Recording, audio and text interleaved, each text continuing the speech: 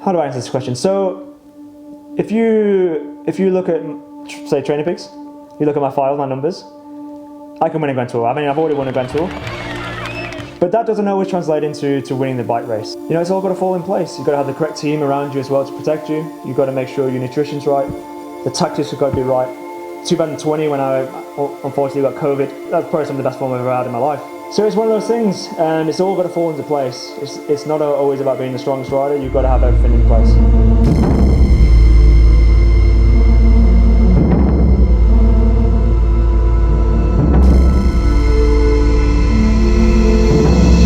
I've been back many times now. I've give it a really good shot. I've had a lot of success, a lot of failure.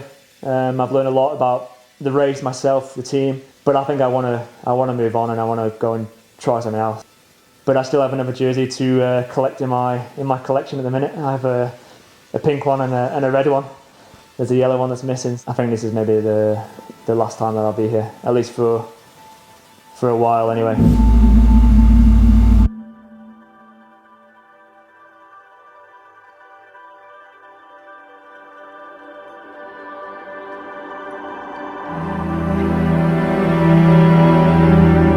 So I am now in my altitude apartment. I come up here a couple of months a year.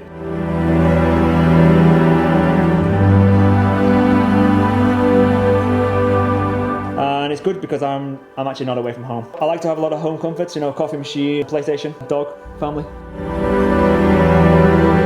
And yeah, it just makes the training comes a bit more enjoyable. We get stuck into training, we do the training correctly and perfectly, but then once I get back from the bike, then I can relax and enjoy normal life. My dog's name is called Tika.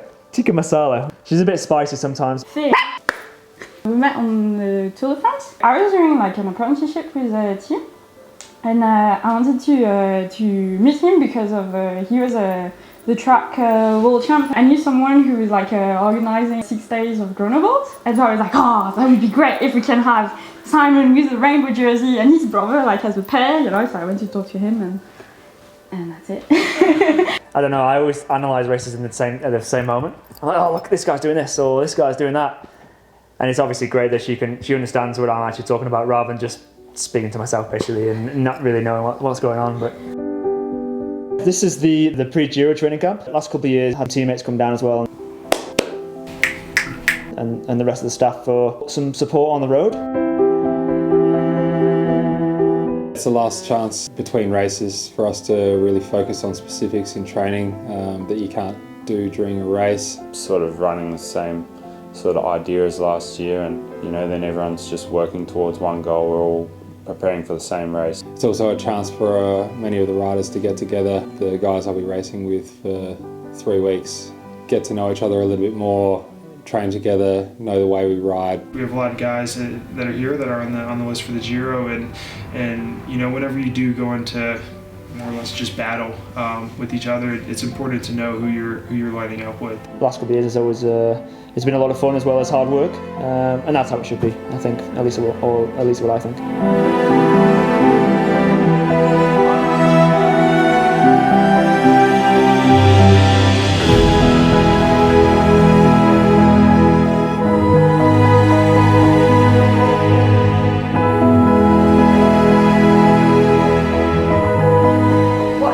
Like actually living with an elite athlete? The first word that would come to my mind is quite surprising, but it would be lonely. Like, it's hard to have a regular lifestyle. People that understand him is people that are doing the sport. He's always away. So it's like, I'm actually living alone with sometimes Simon. The thing now is that because he's quite, like, I would say, quite a relaxed person, we can still eat food that we like, that I cook, etc. It's not super, like, you know, it's not military style, so it's a bit relaxed. I get to see some stuff that you wouldn't see if you're a normal person, you know, like traveling to so many different places that you would not necessarily go on holiday.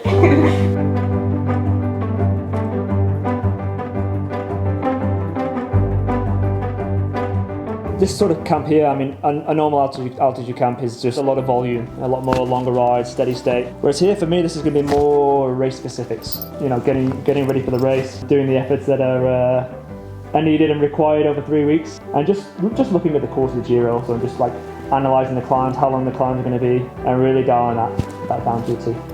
in the way that you can see how well he prepares and the way he tackles races. He's professional, does everything, so I think everyone lifts.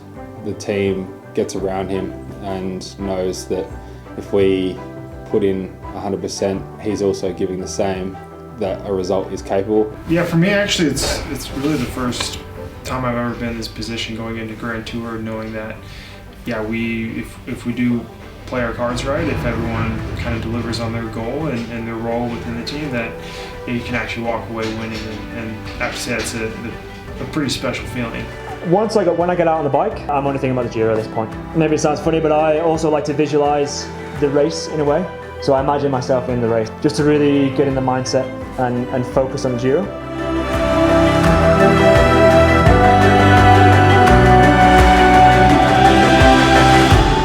But then as soon as I stop the bike, I'm back home with the family. Don't open training peaks or anything like that, and just relax. Yeah, I had the Catalan flu for a week. Have you? Yeah. Was it? French flu? Man, I still suffering from Catalan flu, but it's worse. Is it? French flu. I'm still not fully recovered. So what do you do? Stage 7 already. The summit finished there to Col de Turini. I could just feel something coming already. I just knew in a couple of days I would be getting sick. I don't know, there's been some tough days back to back. I think that's really taken its toll on Pelton now. So it's today, just to explain you, it's today that he had that feeling that he's getting sick. I felt okay, but nothing special. How about that? He asked me the swab, and I did it. Negative. I would like to say that I know my body really well. After the stage, I feel like I'm going sick, and then he go down with the bike. Dylan, Durbo, now Hamilton that has no temperature as well, so he could start, but for what? Simon problem is if today I won't be super, okay? For the world, I was just not good enough. He's aiming for the Giro d'Italia again this year. He's got other objectives before that, but how's he looking as far as you're concerned? If you've got an uninterrupted big base underneath you, you can have an easy week with an injury or a sickness or something like that. Stage 8, I had a bit of a sniffle in the nose and stuff like that, but nothing too serious, still felt great. Simon Yates wins the final stage. And then Monday morning, bam, some sort of flu-ish type thing. I went straight on antibiotics. I went to Catalunya and it turned out that maybe it wasn't as effective as I thought. Well, Simon, first tell us how are you after yesterday's? A lot of setbacks, yeah, not ideal leading into this important training camp and onto the Giro. I don't really know what to say because it's still a long time away and I'm not really thinking about that yet. You're going to continue in English? Yeah. Simon Yates caught out after victory for Michael Matthews, who would drop back. Well, the whole team. 2 wins then for Bike Exchange, but a bruising as well in terms of time lost by Simon Yates. Is today the best option for you or tomorrow? Both are hard stages. Yeah, we'll see. I don't know. Thank you, Simon.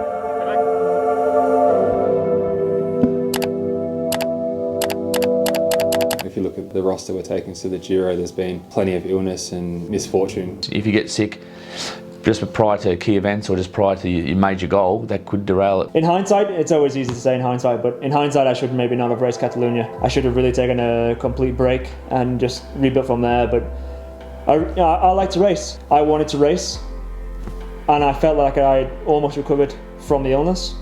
So we went, but it was a bad decision in the end. So the immunity system for sure was affected from poor sleep and big effort, and also maybe not a scientific suggestion is that after 2 years of isolation, dressing the mask, now the immunity system is not so ready for the normal virus or bacteria that's a common normal bacteria. But generally with Simon, he's conscientious around his form and his body and making sure that he's in the right state. In the past I have continued even when I've been a little bit sick. And yeah, like you say, it's a bit more experience. The problem was, I was a little bit worried maybe a week ago, 2 weeks ago, just because it was still sort of lingering and I wasn't feeling great. Things are looking a little bit better now, but you just don't know how that's going to affect you a couple of weeks down the line. But that's spring, that's cycling, that's professional sport, and you just got to put up as many barriers and protection as possible around the athletes, and then also you need a little bit of luck. I'm over it now. So we'll see how that goes and how that changes things going forward with the camp.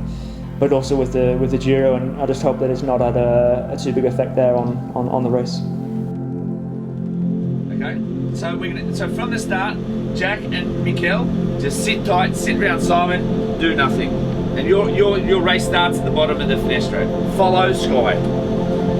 They're going to try to do that something today. That year, I was still studying in Geneva, and that year I did not plan to go to see Simon. The day before, we had a long climb. I lost a couple of seconds. Froome just riding his way to the back of this group as well. Froome looks like Froome's winding it up. Froome winds up, goes straight over the top. And the night before, and I saw that he was losing a bit of time and helping his teammate. He needed it was the first time all race I've lost time, except for the TTs. A bit like Paris. Just sort of knew something was coming, didn't feel myself anymore. Half of his advantage has been wiped out though in the final 3-4K of this climb.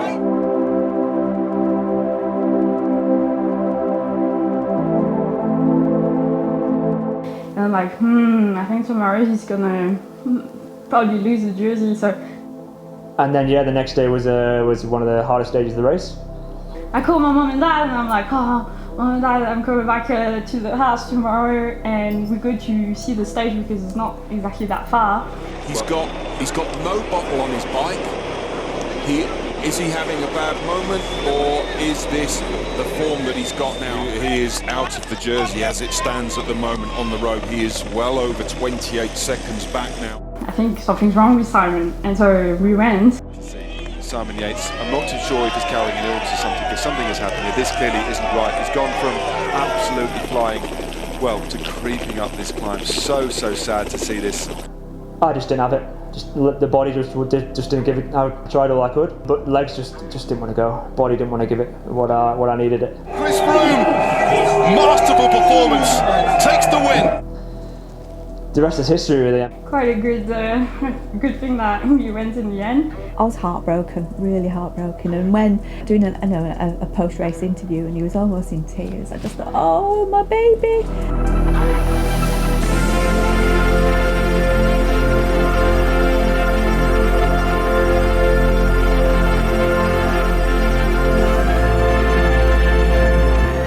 I tried to manage it, but then it was blowing out really quickly and I had nothing to give, so yeah, just really exhausted, and that's how it is.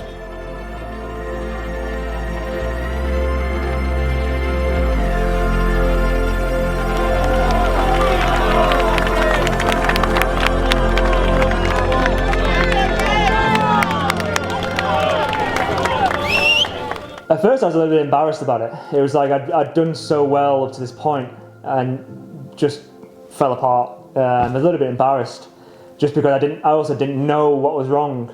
But now, you know, I look back at it as a successful tour. I won 3 stages by myself.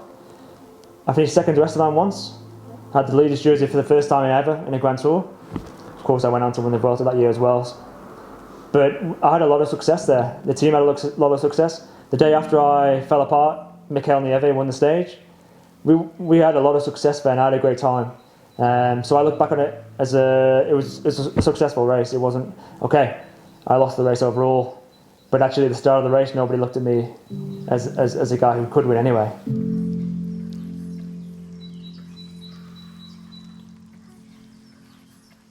For me personally, a success, in a way, is not the end result.